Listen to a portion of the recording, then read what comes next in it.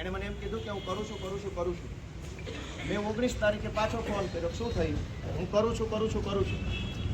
મેં 19 તારીખે બીજો ફોન કર્યો કે સાહેબ શું થયું? ટેકાના ભાવમાં ખેડૂતોને લૂંટવામાં આવી જાય, શું કર્યું? તો પાછું મને કીધું કરું છું. 20મી તારીખે પાછો પ્રાંત અધિકારીને ફોન કર્યો કે શું થયું? આ ટેકાના ભાવમાં વિસાવદરની અંદર નાનું લાખાણી અને એના માણસોને બધા ગુંડાઓ પૈસા લે છે ખેડૂતો પાસેથી, શું કર્યું? તો 20 તારીખે પણ પ્રાંત અધિકારીએ કરું છું. એટલે મેં નક્કી કર્યું કે હવે એની ઉપર રજૂઆત કરું. આરએસી રેસિડેન્શિયલ એડિશનલ કલેક્ટર, ગુજરાતીમાં નિવાસી અધિક કલેક્ટરને ફોન કર્યો 18 તારીખે કે સાહેબ આ ટેકાના ભાવે વિસાવદરની અંદર ખેડૂતો પાસેથી પૈસા લૂંટવામાં આવી જાય અને ખોટી રીતે અમને હેરાન કરવામાં આવી જાય, તમે કંઈક પગલાં લો. તો આરએસીએ મને કીધું કરું છું. ત્યારબાદ 22 તારીખે આવો સાહેબ, આવો તમે ભેગા જ છો આમાં, આવો અહીંયા સાંભળો, આ રજૂઆત કરી શું પગલાં લીધા તમે કયો? હાલો. ભાજપના માણસો કહેશે તો વાંકા કામ કરશો અને અમે પત્રો લખીએ એટલે તપાસ કરો છો. સાહેબ થોડીક જનતાની શરમ રાખો, શરમ રાખો. ગળામાં ના પહેરો ભાજપના, કમરે પહેરો. મેડમ તો ભાગી ગયા. ખેડૂતો પાસેથી પૈસા લે છે, અમને લેખિતમાં ફરિયાદ આપી છે, કાં પગલાં ન લીધા તમે? પગલાં કેમ ન લીધા તમે? આ લેખિત ફરિયાદ ધારાસભ્યના લેટર પેડ ઉપર આપી મેં 24 તારીખે મેં ફરિયાદ આપી, એટલે તમે હરેશભાઈ ઉપર ખોટી એફઆઈઆર દાખલ કરી, છેડતી કરીશ. આ છેડતી કરવા ગયા ત્યાં? આ હરીશભાઈ છેડતી કરવાના છે? ભાજપના પટ્ટા પહેરતા શરમ આવવી જોઈએ. સરકારો બદલાઈ જાય, મોઢું નહીં બતાવી શકો તમે કોઈને. ખેડૂતો બચારા ગરીબ છે, ઉઘાર પગા, જો પગમાં ચપ્પલ નથી, આવા માણસોની કમાણી લૂંટે છે ગુંડાઓ, અને તમે જોઈ રહ્યા છો પોલીસના પટ્ટા પહેરીને. શરમ આવવી જોઈએ. આ મેં ફરિયાદ આપી ધારાસભ્યના લેટર પેડ ઉપર, કેમ ગુનો દાખલ ન કર્યો? તમે? અને ગુંડાઓએ ફરિયાદ આપી કે છેડતી કરી મારી. ક્યાં આમાં છેડતી કરી છે આપણે? ભગવાનથી બીવો, છોકરા ગાંડા ને અપંગ પેદા થશે તો આખી જિંદગી સાચવવા પડશે. મેં 18 તારીખે પહેલી ફરિયાદ કરી ધારાસભ્યના લેટર પેડ ઉપર, 19 બીજી, 20 ત્રીજી, 22 ચોથી, 24 કલેક્ટરને, 24 સીઈઓને, 24 પીઆઈ સાહેબને ફરિયાદ કરી લેખિતમાં. અને અમે ફરિયાદ કરી કે વિસાવદરના યાર્ડમાં કે આ ટેકાના ભાવમાં ભ્રષ્ટાચાર થાય છે, પૈસા માગે ખેડૂત પાસેથી, તમે પગલાં લો. તો તમે પગલાં ક્યાં લીધા? હરેશભાઈ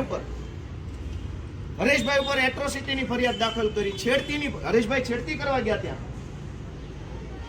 સાહેબ સરકારો બદલાઈ જશે ને તો આંખમાં આંખ મિલાઈને વાત નહીં કરી શકો. થોડીક શરમ ભગવાનની ને આ ઉઘાડ પગા ખેડૂતોની રાખો છે જ. આમની તો દયા કરો, હાથો ન બનો રાજકારણના. સાહેબ ક્યાં ગયા? બોલાવો ઇન્સ્પેક્ટર સાહેબને, બોલાવો. ક્યાં ગયા? જનતાના પ્રમુખ છે, જિલ્લા પ્રમુખ છે, જવાબ તો આપો. બોલાવો સાહેબને. ભાઈ કોણ છે? બોલાવો. જાઓ. ભાજપના જિલ્લા પ્રમુખ હોય તો બધું થાય. આપણે તો આપના જિલ્લા પ્રમુખ છીએ ને. હરેશભાઈ ઉપર છેડતીની ફરિયાદ, ટેકાના ભાવના કેન્દ્રમાં ખેડૂતોનો ફોન આવ્યો. બધા બેહી જાવ એટલે બેહી જાઓ બધા.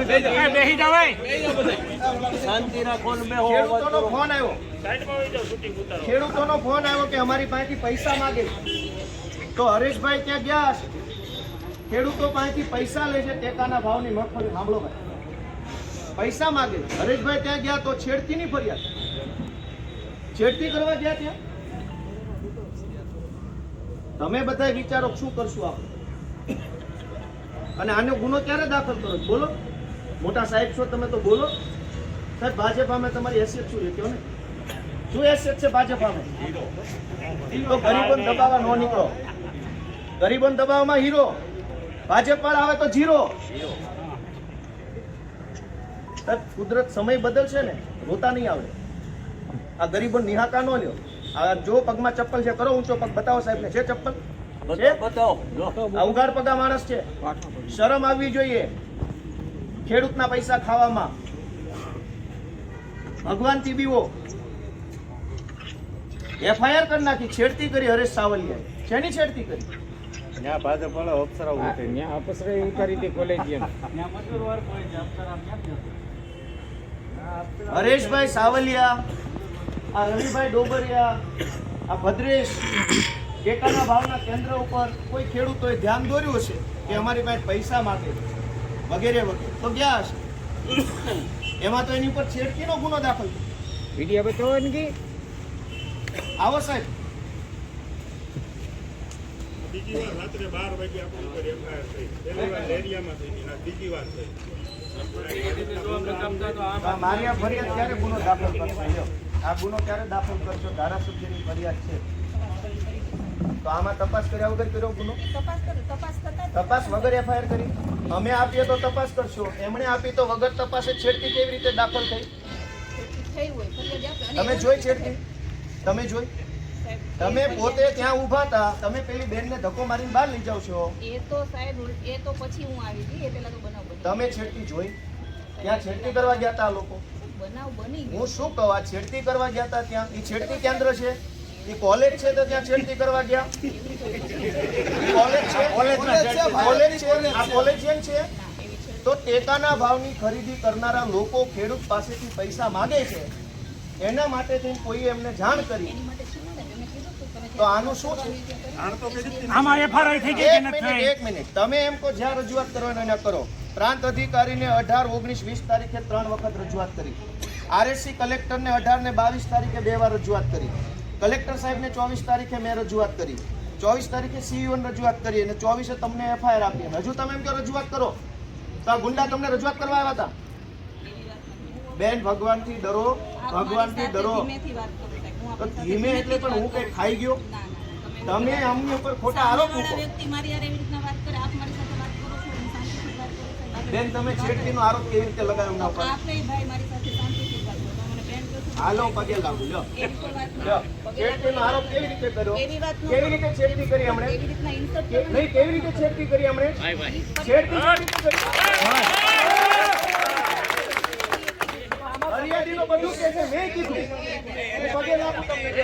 લો, પગે લાગુ. લો. છેડતી કેવી રીતે કરી બેન? છેડતી કેવી રીતે કરી હરેશભાઈએ? લેટર લાવો. મેડમ લેટર આપજો. છેડતી કેવી રીતે કરી હરેશભાઈએ? બોલો. ભાઈ લેટર લઈ લો મેડમ પાસે. ભાજપના ગુલામ થઈ ગયા છો બધા. મોટામાં ખાઈ જાય. તમે લોકો જરાક જાગૃત બનો, કાઢો ભાજપને. હરેશભાઈ છેડતી કરવા ગયા, ઈ કોલેજ છે? લેટર ઈ કોલેજ છે તો છેડતી કેવી રીતે થઈ?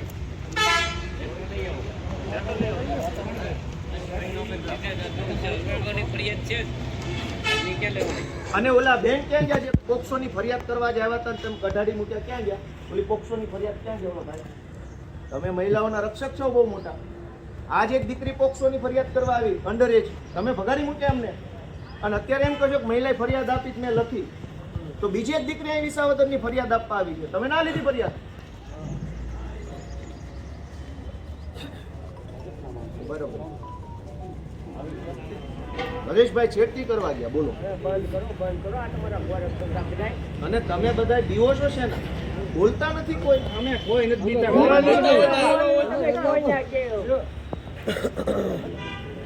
ટેકાના ભાવની ફરિયાદ મેં 18 તારીખથી 24 તારીખ સળંગ કરી એટલે હરેશભાઈ ઉપર ગુનો દાખલ કર્યો.